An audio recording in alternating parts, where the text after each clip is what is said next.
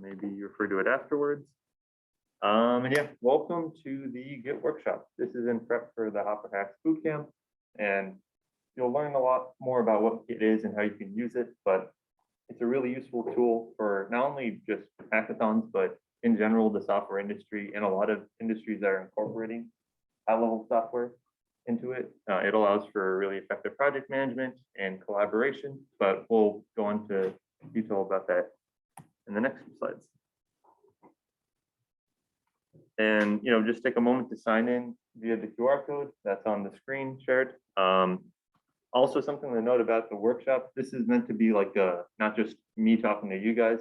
If you guys have questions or maybe a comment on something that is touched upon in a slide, don't hesitate to throw out the question in the chat out loud, or for the people in here, just say it out loud.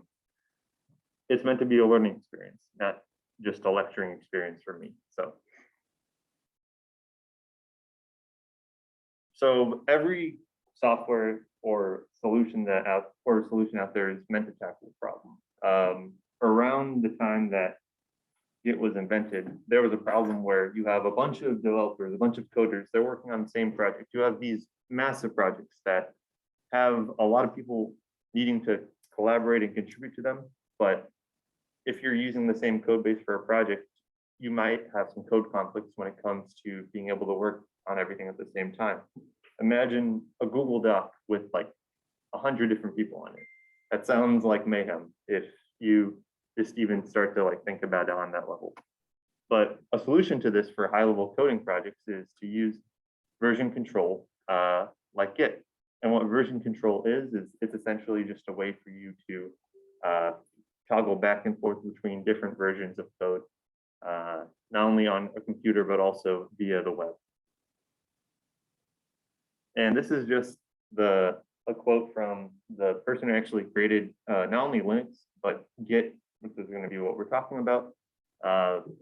He's an interesting fellow, so definitely take a look at him if you have some free time. But you can see that, based on the fact that he developed Linux and Git, he kind of knew what he was doing. And this is just a really overall overview of what we're going to be talking about. We're going to go into detail about what Git is. We're going to go into details about how to get started by cloning and setting up a repository on our computer. We'll talk about how we can be more advanced with branching and merging. That's really where we get into the fun of people working on different features, different aspects of the code simultaneously, and then merging all those changes back together. And finally, we'll touch upon some other useful commands as well. And all of this will be making sure to go through the command line to get hands-on experience using it. So you might be curious about what Git is. I gave you an idea that it's version control, but what is version control really? So you don't have to read the entire text. This isn't meant to be that kind of workshop, but essentially it's a version control system that is allowing coders to collaborate effectively together and simultaneously without the issue, well, usually without the issue of affecting another person's work if it's used properly. It can also serve as a backup way, or backup to maintain and retrieve code. So if you have a version of your project that you had 1 year ago, perhaps, and you want to get a feature from it that was removed in a newer update, then you can always refer back to those previous versions as need be. And to go over some of the concepts we'll be continuously touching upon throughout this workshop. One is GitHub. The best way to think about GitHub is essentially a website or a GUI that allows you to use Git in a more intuitive and straightforward fashion. We'll showcase what that looks like soon. A repository is essentially a hub where all the data and code for a project is stored. It can be anything from Python files to text files to README files. We'll go into more detail about that as well. And version control is just the concept and practice of tracking and managing changes to software code in a way that's well documented and allows you to revert or go forward to different versions of the code at different periods in time. So here's what you're going to need for this workshop, or if you're just following along via the slides, here's what you'll need to use Git. The first thing you'll need is to install Git. The way to do so is all you have to do is search up Git on a browser. This is the first result is what you'll want to click on, and you'll be redirected to a page like this. And on that page, you'll see a section called Downloads, and you'll be able to select the specific operating system you're on for the download. And then there are a couple setup steps. Doesn't take too long since Git's pretty light. And then from there, you're able to get started. You also need a GitHub account. This is what GitHub looks like, or at least the homepage, if you have one. To make one, you just have to go to github.com and they'll have steps to create an account. You can use your Stony Brook email, I'm pretty sure, with a GitHub account if you're setting it up for the first time, and they'll give some special like student developer perks for a developer pack. I'm not too familiar with the perks of it, but I just know it exists out there. And in addition to that, we'll be using a terminal called Git Bash. And to quickly explain what that is, it's essentially a version of a command shell that allows you to use Git commands without having to worry about the other intricacies of the command line. If you're on a Windows, sometimes the command prompt or PowerShell you use requires some additional configuration. So Bash makes it easier for us to do so. And if you're on a Mac OS or a Linux, then you don't have to worry about Git Bash too much since it's more integrated into Macs. And make sure you're connected to the internet, since we'll need it to communicate with GitHub as well as download Git. So I guess the first thing that we'll do is get started with setting up an account if you've never used Git before. So we have something in the chat. Which one do we choose? If Honeybrew is one of those options, Homebrew, yes, Homebrew. Homebrew is the one that you should usually use, just because it's well documented.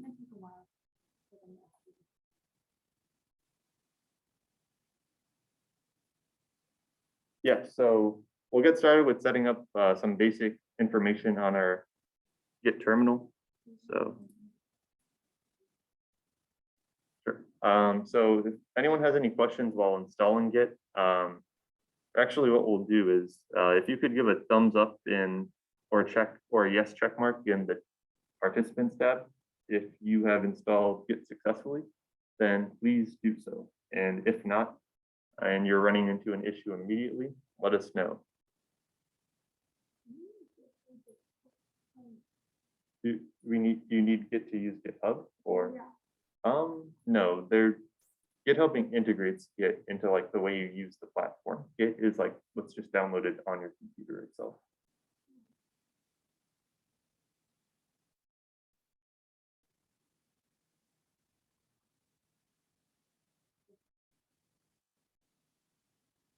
So if there are no objections, and feel free to say so in the chat, we'll move on to talking about setting up our Git related information on the command shell.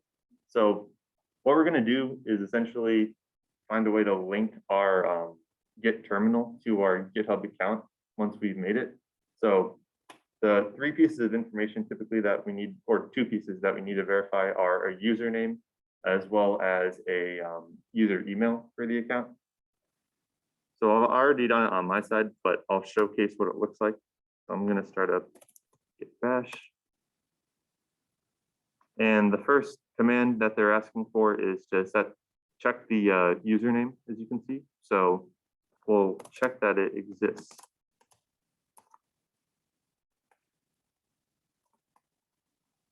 Whoops.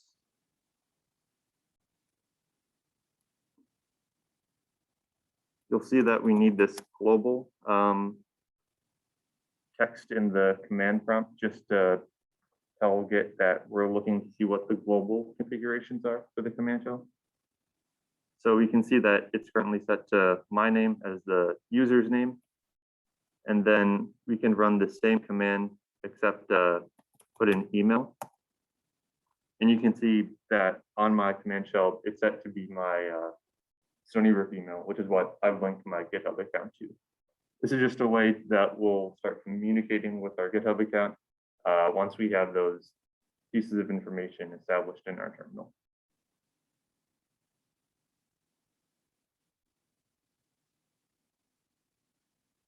So now we get into the nitty-gritty stuff where we start to work with repositories themselves and make changes to the repositories. So let's say you found a project that you want to start working on. I'll move this little bar for the people in the room. So if you have a project that you are hoping to work on and you want to download the code, typically, let's say you're on Blackboard. The way you do so is just like download a file, and then you're good to start editing it. In Git, there is essentially the same process, except we just need a few pieces of information. We need to run this git clone command that you can see on the screen. But in addition to that, we need to provide a URL for Git to fetch data from. It's essentially just a way of pointing to a specific repository and saying, hey, this is where we want to download all our files from onto our computer. Let's do that. So to showcase how you can get this URL, we'll go to GitHub itself. This is a test repository from some time ago. If you look on this page, you see a bunch of options. The one of interest to clone a repository is under this code button here. And you can see if you have HTTPS selected that there is a link looking text to select. And you can click on this copy icon on the right-hand side. And it will tell us that we've copied the link to the GitHub account. If you want to do this alongside, I'll put the link to this repository in the chat. And for the people who are physically present, I think you have to just search up Git workshop test Stony Brook robotics team, and it should be one of the first results.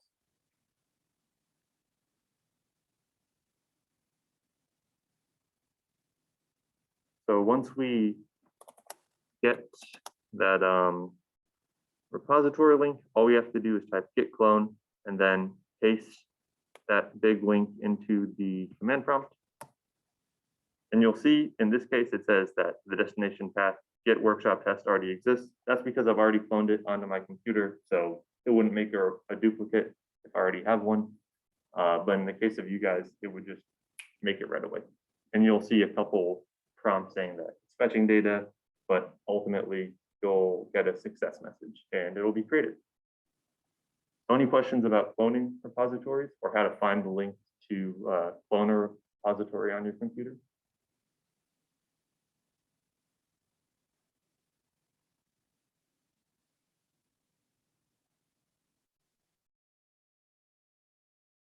All right, so now that we've cloned it, we now have the ability to start working with the repository and editing files within it. So this repository is pretty simple. We only have one file. It's a README file. And we're essentially going to be editing the text of the README file to say something different. So these are some commands to essentially, first of all, navigate into the actual folder where the repository is itself.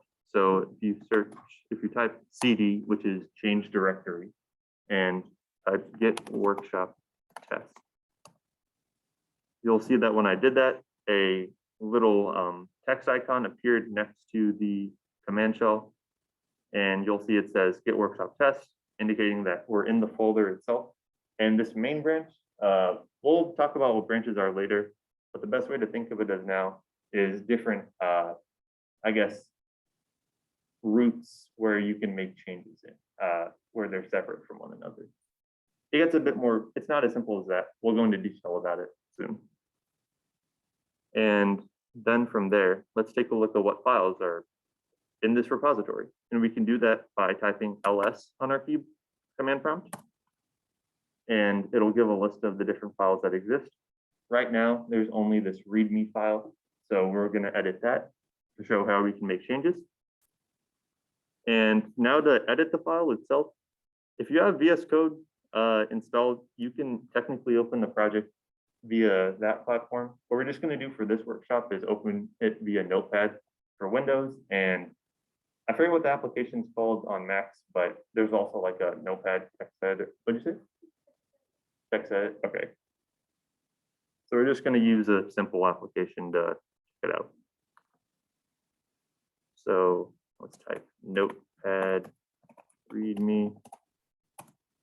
And you can see, hopefully, that now there is a notepad file or notepad window that just opened up with the readme information in it. So you can see it says, this is the test repository. A readme is usually used just to communicate some information about the repository, what it is, what it's meant to do, maybe who's contributed to it. You can see I put my own info here to say I contributed to it, as well as a little description of what it does. So let's maybe make some changes to it. Let's assume everyone knows what CSC stands for and what AMS stands for, instead of having to say it all the way. So this is what is going to be processed by Git as a change.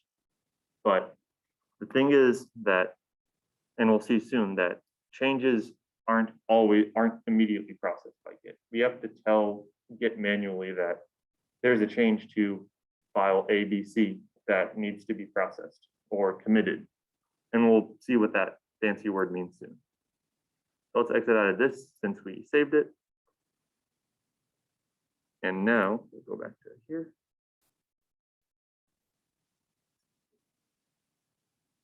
So now that we've made a change, like I said, we need to essentially tell Git that we've made a change that needs to be processed by it when we're trying to sync everything up with our actual URL that we copied everything from. So we've actually entered information. Feel free to enter your own information in the text or the README file if you want, and make sure to save it. So when we go back to our command line and run this git status command, you'll see something interesting in regards to what's displayed. So if we type git status, you can see that it says this prompt of changes not staged for commit, modified readme.md. This modified field indicates what files have been changed, or sometimes what folders have been changed, but it's usually just the files. And it'll also say if you've added a file, if you've removed a file, but the most important thing to note is that it says changes not staged for commit. That's essentially what we were referring to before, where Git's not smart enough to know what we've actually intended to upload or put into a commit, which is essentially just a way of formally adding to a version control history log.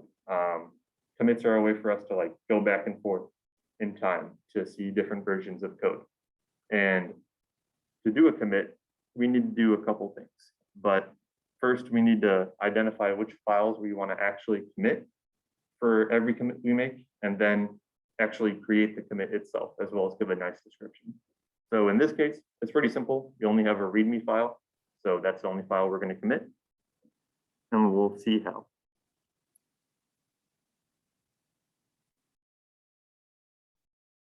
So to stage a file for a commit, the first thing we need to do is, staging is another way to say we need to tell Git what file has been changed that we want to actually make a commit for. And the way we do so is you can either specify the file name itself. If it's in the same folder as where you currently are, all you have to do is type git add and then the file name. If it's in a folder, you'd have to give a folder path. Another useful way to add all the changes that you've made is the git add and then a period. That's essentially going to choose everything that's in the current directory you're in and then add all those files for a commit. That's typically a really good way to do it. There are a couple other commands as well to add more files and stage them for changes, but we won't go into detail about that today. So now if we type git status, you can see that we now have a green text that says modified readme.md, but we now have this text prompt that says changes to be committed. So we've gone from changes not staged to changes to be. So we've told Git, hey, we have a README file. What do we do with it? We want to commit it with our next commit.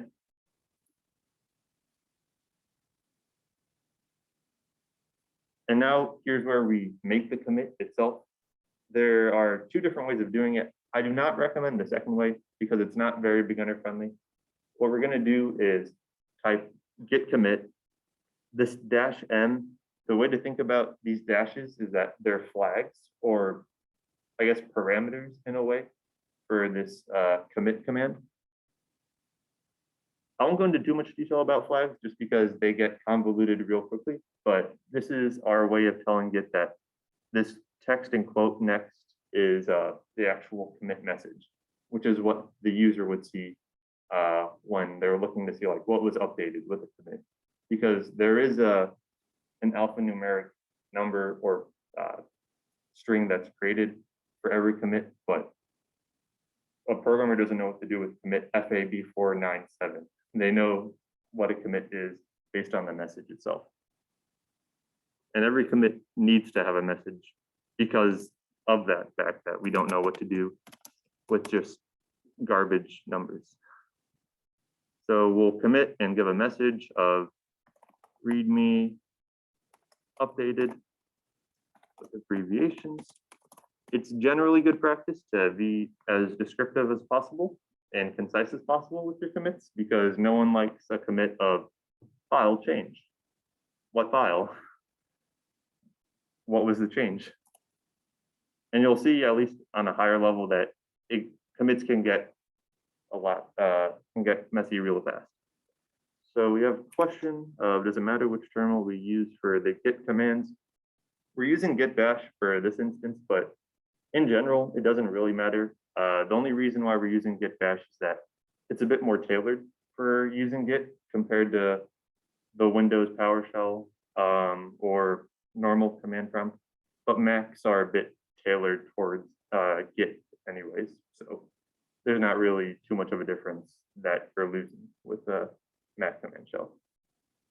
Terminal inside VS Code, yeah, that also works too. I personally do that for a lot of my projects, so that also works.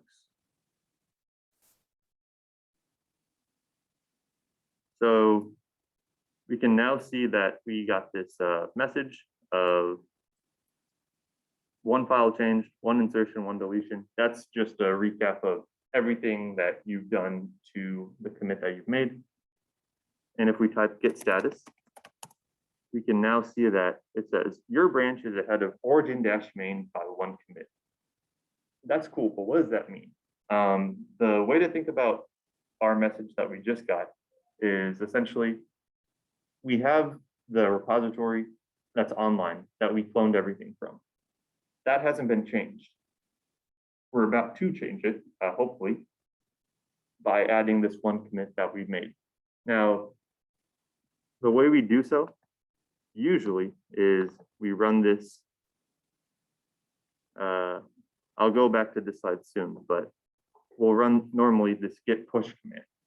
In my case, since I have admin access to the robotics team repository, I'll be able to push it with no problem, and I'll show what that looks like. But for you guys, you don't have admin access, so you'd get an error like this, where it would say that you're not allowed to essentially push information to the robotics repository without any second look or supervision. So this is similar to what you might have with a higher level project, where you have a big company that's working on a lot of code. They don't want people to just push changes willy-nilly, so they'll have these safety checks in place to stop you from doing so. Or if troll neon number 79 is trying to make some kind of malware attack, they can't do so without access to the repository. And I go back to the slide real quick. This is essentially an overflow of the workflow of Git. We first, after cloning the repository, that's the remote box on the right-hand side, we'll pull data that gets updated to the website repository. And then from there, we add files, we commit them, which is that staging area, or we add them to a staging area. We then commit them, and then we push our changes or commits to the remote repository. So I'll show what the git push looks like on my side, just so you can see something tangible. So we'll give some messages, but finally it says that we've sent from the main branch to the main branch and to this remote repository. So now if we go to the repository, this is what it originally looked like. This is now what it looks like. You can see through the power of a couple steps, we have essentially synced up our remote repository with our local repository, or what's on our computer. I'll use local and computer a bit interchangeably. Local is just what's on your actual device. Remote is what's on the web or GitHub. So what we need to do to work around this access denied issue is we need to create our own repository to essentially make changes in without having to worry about any permission issues. And then from there, we'll push changes to our own personal repository, and then we'll actually make a request to the higher up, like fancy organizations repository to merge those changes into their repository. So I guess if I can annotate, and I'll try my best. We have you, and then there's company XYZ. While you might not have changes to directly push something from your computer, what we can do instead is propose that our changes A, B, C be put into the XYZ repository. And that's formally called a pull request. We'll go into detail about that a bit further along, but we need to talk about first how we can actually make this repository personal, how we can actually clone all the contents into our own personal repository.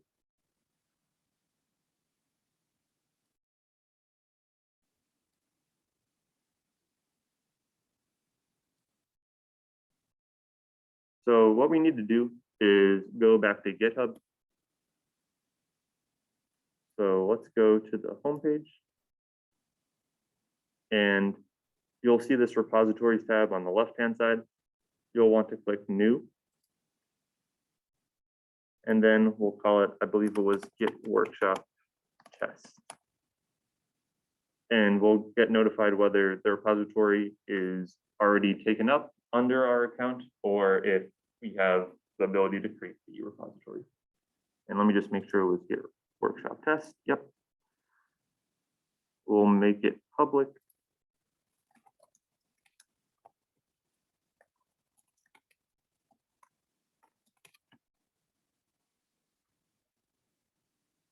And we'll create the repository. There are a couple other options down here to add, like a README, git ignore. Don't worry about that for now. But the most important piece of information is this link right here. You know how at the beginning we cloned everything from that robotics team's repository into our own computer to then make changes? What we're going to do now is tell our computer, hey, instead of trying to push changes to the robotics team's repository, let's push all those changes to our own personal repository that we're creating. And then from there, we can add the additional step of making a pull request.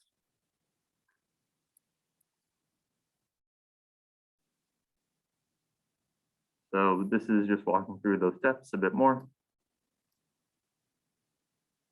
And again, you want to keep this your own personal repositories link in mind and use that in the next few steps. You don't want to use the robotics team's repository link. So what we're going to do is, like I said, we're going to point our local computer's repository to push all the changes to our personal accounts repository. And the way we have to do so is either run this git remote set URL command. This origin is essentially an alias or a name that we'll use in future commands, and then specify the actual link of the personal repository. If you created a new repository instead of cloning the repository, you would just do this git remote add instead of git remote set URL, but we're going to do the first command just because that's what we did. So let's go back into git bash, and let's first copy this, and we'll run git remote set dash URL, and then origin. Again, origin's just a name or convention that we use to refer to our personal remote repository, and then we'll paste that link in. And if all goes well, we should see no error messages, and you'll see in the next slide that if we run git push, give it some time, but you'll see, unlike before where we had this SB robotics team URL for the repository, we have our own personal accounts repository link. And once you know, if we refresh the page, we now have all the changes that we made. So to maybe walk through the commit process one more time, and I'll go a bit faster. Let's say I want to change this to, I don't know, what's a change I should make? Maybe career goals. I'm a professor, question mark. Save that. And we'll check that we have that commit to add. We'll add the file to our commit or future commit. We'll add a commit message.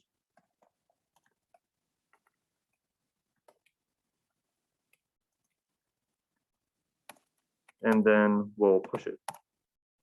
And again, we don't need to worry about it going directly to the robotics team repository and getting that access denied, because we changed where we're pointing to our own personal repository. Now, there is some caveats with the git push command. I will not go into detail about them just because it's a bit too complex to get into as of now, but you'll see how some of them apply soon in the branching section. So we now have this career goal section. I'm a professor. I'm still thinking about that. And I'm pretty sure, did I spell professor wrong? Or no? Okay.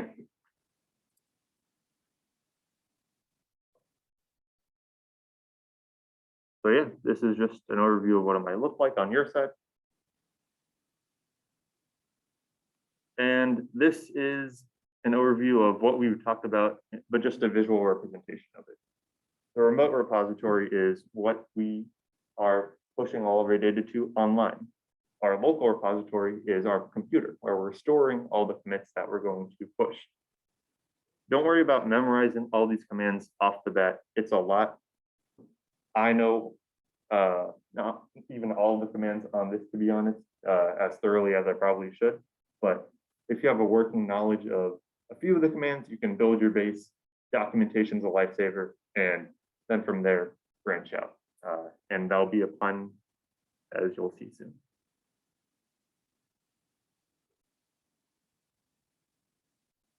So now we go into talking about branching and merging. And this is where the fun begins with collaboration, where you have to coordinate with people. All right, you've got a feature you're working on, you've got a feature you're working on. What do we do with all those features? Because the idea with the branch is that it's essentially an independent line of development for you to make changes on, separate from what other people are doing.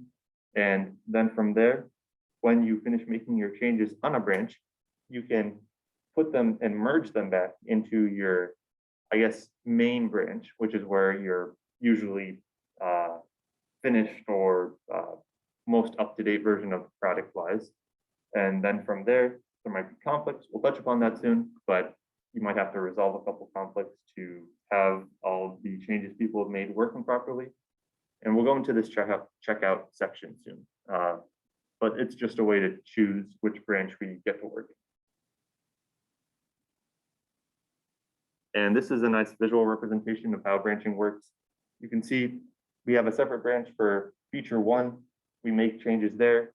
We merge it down the timeline into our master branch, which is where our up-to-date version of the product is. Feature 2 also is created in the middle of feature 1 being created. So that gets to the idea of simultaneous changes happening by different developers, sometimes even the same developer at one time. Then that's merged into the master branch after feature 1 is merged into the master branch. And we'll get some clarity as to how that can happen. So we've touched upon a lot of this, so I won't go into detail about why a branch is useful. Just know that it allows people to work in tandem without having to worry too much, usually, about stepping on each other's toes. The commands we have to run are plentiful for sure. So the first thing we need to do is create a branch. And the way we do that is go here. We have to first run this get branch command and then specify in these brackets. You don't have to include the brackets, but you just have to type get branch and then the branch name. So let's go with branch 1. Usually you want to be more descriptive with your branch names than I'm being right now, just because you don't want to call the most important feature of your company's web application branch 1. It's a bit underwhelming and also not very descriptive.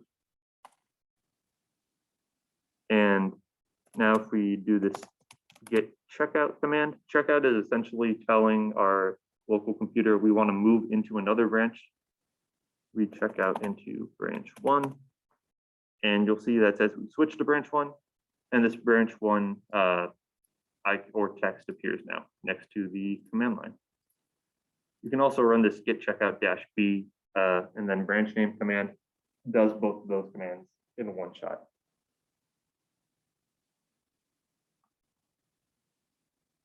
We're just going to make some additional changes.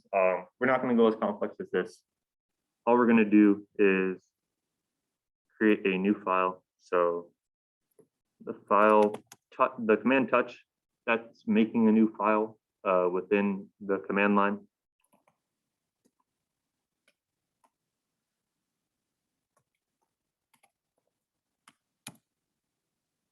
And then we'll run this notepad command again to actually edit the file.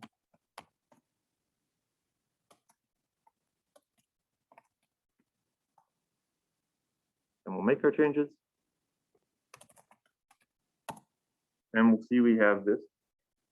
Again, similar error message, or not error message, a similar message of we have some untracked files. And we'll say the readme also.txt file needs to be, Git doesn't know what to do with that. So we need to tell it, don't be stupid. You've actually made a change. Let's add that to the commit. I'm sorry, I called you stupid, Git. So this is kind of an overview of merging different branches and the whole process of how to do so. I'll go through this process step by step because it can be kind of overwhelming. It definitely was when I first attempted to do it. So let's go through this step by step. We have done this checkout step. We've done this add step. We're going to do this commit step soon. We know what all these steps are. We've done them. We're familiar with them. So this isn't the new part, or those 3 first steps aren't the new part. It's mainly just the last 3 that are where the conceptual thinking needs to come into play. We're going to first go back, and after making the commit, we're going to go back into our main branch, since that's where we want everything to be, all our updates to be located in. We're going to merge the branch into the main branch, which again is just a way to say we have these changes in another fancy branch. Let's merge them into our main branch. And then this last command, get branch -d, that's deleting the branch from our local computer. Let's go back into the git bash, and we'll first add this. We know these commands, so commit a message of added a new readme.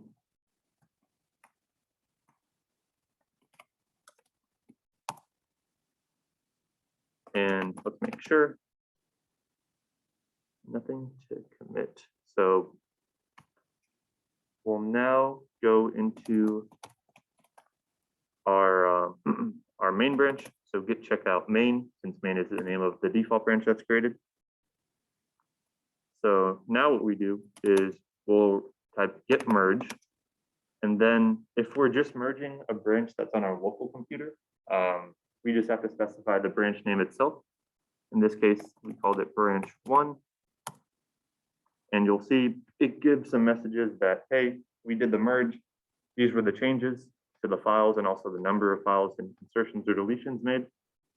I'll show what it looks like if you were perhaps pulling a change from the remote repository that you made into your own branch, because what's on your computer might not be the most up-to-date version of the code. Another developer may have merged a feature into the main branch and pushed it to the remote repository. So how do you keep up to date with that? Let's say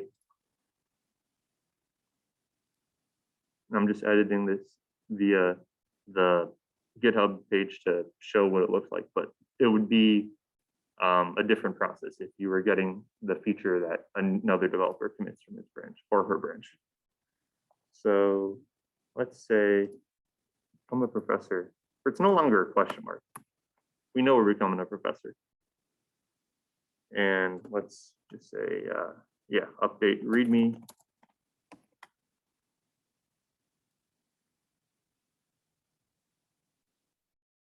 So now we'll see, there's this exclamation mark. We know we want to be a professor. But if we type git status, or whoops, what we need to run is git fetch origin. The fetch command is saying that we're fetching these changes from a specific repository. If you recall, origin is what we're referring to our personal accounts repository as. So we just need to specify that name or alias. And you'll see that we have actually gotten changes from this origin-main branch. We then merged the changes, similar to how we did with a local branch. The only difference with merging in a remote branch is that we need to specify the repository's alias. Fun name. But yeah, now if we open the README file, we see that we have this exclamation mark in our README. So we know that the changes were merged. We're going to push. So we'll push our changes to the remote repository. And voila, we have, if it's there, yep, we have this readme also.txt file and readme.md file. And good practice is to generally delete the branch. So I never do this because I always forget, but let's turn a new leaf. So we delete the branch and it'll give us a confirmation message. So any questions after that? I know that's a lot. There are not too many more slides left, so we'll kind of go through them quickly just because there's some higher level commands that require a good amount of time to explain, but there just unfortunately isn't enough time left. But any questions about branching? Just because this is a fundamental overview that scales into higher level projects where you have multiple branches. Someone could be working on the README, someone could be working on the homepage of a repository, someone could be working on a new feature of the repository itself. So any questions about the branching we did, as well as how we merged branches?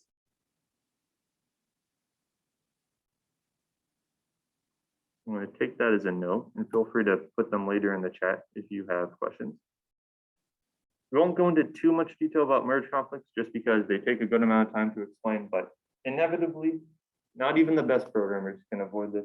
You'll run into these merge conflicts where you'll essentially have, usually the case is you've modified a file, someone else has modified the same file, but you guys aren't communicating with each other or fetching your changes. So there's a conflict. If I have the first line of a README file say my name, and Sabrina has the first line of the README file say her name, that's a merge conflict in itself because that doesn't really match up if you're trying to merge those changes. So you have to resolve the conflicts either via a text editor like VS Code, or you can do it via GitHub as well. We can't go into detail about it too much just because it takes a good amount of time to explain. But the most important thing with merge conflicts is to get them hashed out earlier rather than later, just because they can get messy really quickly. They're usually pretty good with noting where the merge conflicts exist. So you just have to mess around with the actual code itself, figure out what specific lines you want, and then from there, live happily ever after until the next merge conflict comes up.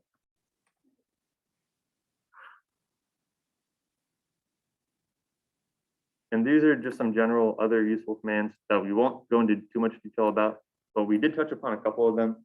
Git fetch, it's essentially getting all the updates from our remote repository and putting them in our terminal to merge into our local repository. Git pull, it does what git fetch and merge did, just like we did via the command line.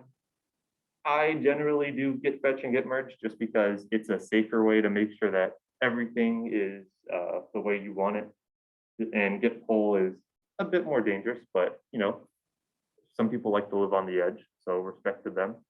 Git diff shows the differences in different branches or files sometimes. Git log is a way to see the history of commits, so we can actually see that one pretty easily. You can see all these commits that were made. And if you are scared about this little blinking cursor, all we have to do is type WQ or WQ, where's it Q? Yeah, WQ. And then we're out of there. There are also other commands like git rebase, git reset. Those are higher level commands. Don't worry about that for now, but those are commonly used in an industry setting a lot of times. If either you need to reset all the changes that someone made, or I'm not even trying to explain rebase, so I'm not gonna launch into a confusing explanation. But as promised, I was gonna show what the process of making a pull request is like. So let's go into that real quick. All we have to do is go to this pull request tab within GitHub, and then type new pull request. If we can do it.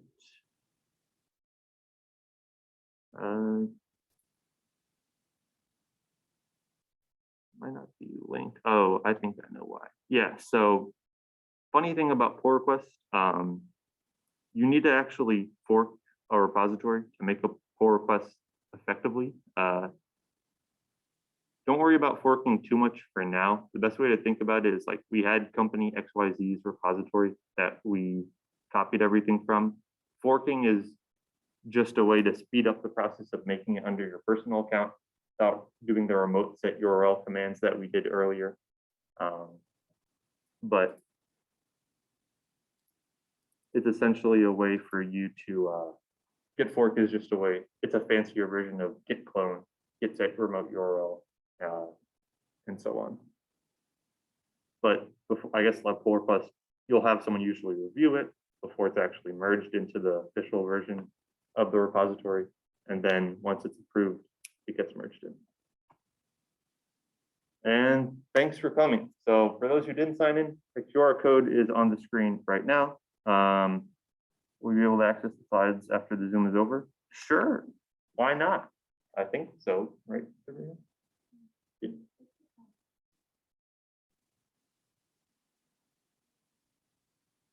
Yeah, and I can send it your way as well. But yeah, sign in's there. Was there anything else you wanted to say, Sabrina, just regarding the hackathon?